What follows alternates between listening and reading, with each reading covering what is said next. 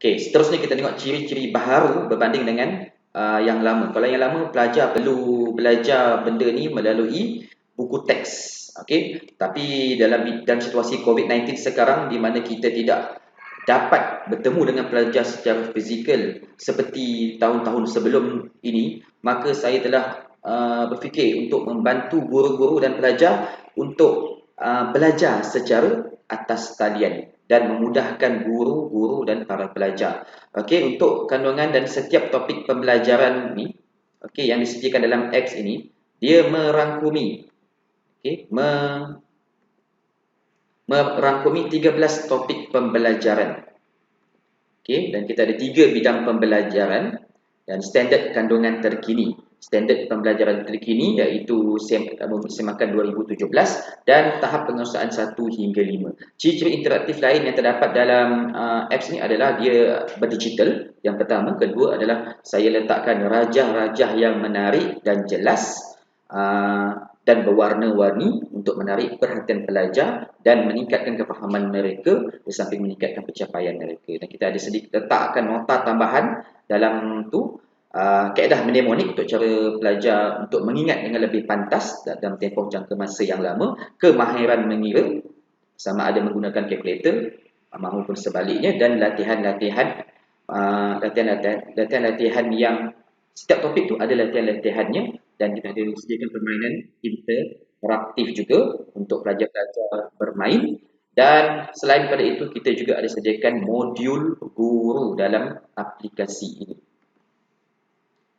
Seterusnya, okey, kelebihan teknologi berbanding reka cipta sedia ada. Yang pertama sekali, saya lebih suka untuk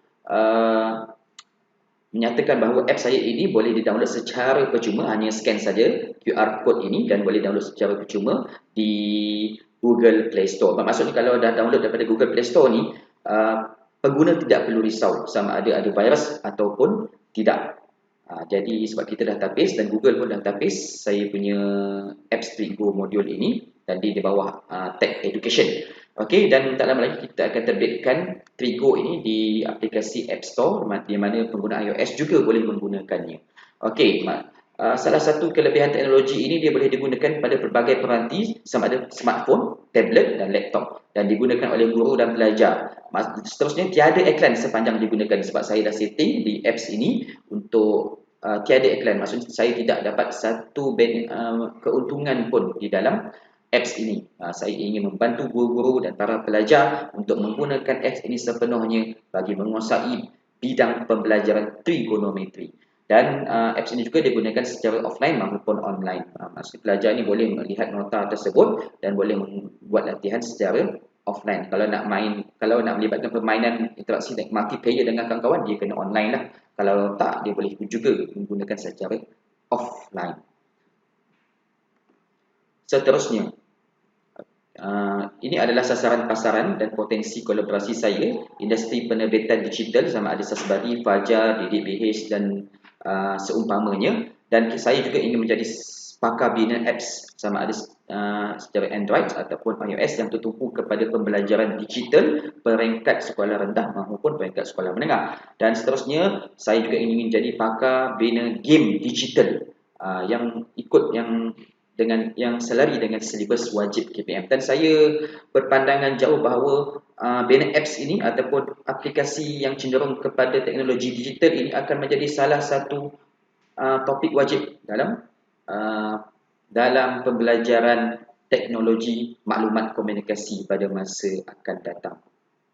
Seterusnya, maklumat tambahan dalam berkaitan dengan Trigo ini adalah dia masih lagi dalam tahap usulan. Keduanya, setiap maklumat dalam aplikasi Trigo ini boleh dikemas kini berpandukan pandangan pakar profesional maupun pandangan pakar lapangan. Dan ketiga, apps ini juga boleh dijelasasikan kepada mata pelajaran lain selain daripada matematik, seperti mata pelajaran bahasa Inggeris, bahasa Melayu, sains dan fizik seumpamanya.